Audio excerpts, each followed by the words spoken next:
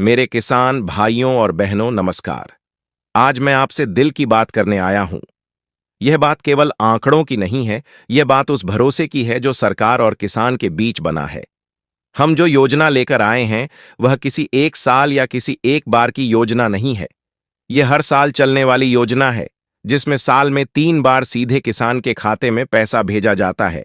हर वर्ष लगभग 75,000 करोड़ रुपये सरकारी खजाने से सीधे किसानों के बैंक खातों में जमा होते हैं।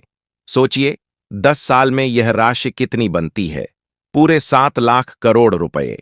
कोई बिचौलिया नहीं, कोई दलाल नहीं, कोई जाति नहीं, कोई धर्म नहीं, बस सीधा किसान और उसका हक। जिन किसानों के पास 5 एकड़ या उससे कम जमीन है, उन सभी के खाते में यह पैसा सीधे पहुंचता है। मेरे किसान भाइयों और बहनों, आप ही इस देश की आत्मा हैं, आप ही इस मिट्टी की ताकत हैं और आप ही भारत की असली रीढ़ हैं। मैं पूरे विश्वास और पूरी जिम्मेदारी के साथ आपसे यह बात कह रहा हूं कि आज रात 12 बजे के बाद आपके मोबाइल फोन पर संदेश आने शुरू हो जाएंगे और प्रधानमंत्री किसान सम्मान निधि योजना की 22वीं किस्त की राशि सीधे आपके बैंक खातों में ट्रांसफर होनी शुरू हो जाएगी। यह सिर्फ पैसा नहीं है, यह आपकी मेहनत, आपके पसीने और आपकी तपस्या के प्रति देश का सम्मान है। देश का हर नागरिक दिन में 3 बार भोजन करता है, लेकिन बहुत कम लोग यह सोचते हैं कि उस एक निवाले के पीछे किसान की कितनी मेहनत छुपी होती है। कभी मौसम की मार, कभी बेमौसम बारिश, कभी सूखा, कभी ओलावृष्टि, कभी कीटों का हमला और कभी बाजार में सही दाम न मिलना। इन सब के बावजूद किसान खेत में डटा रहता है।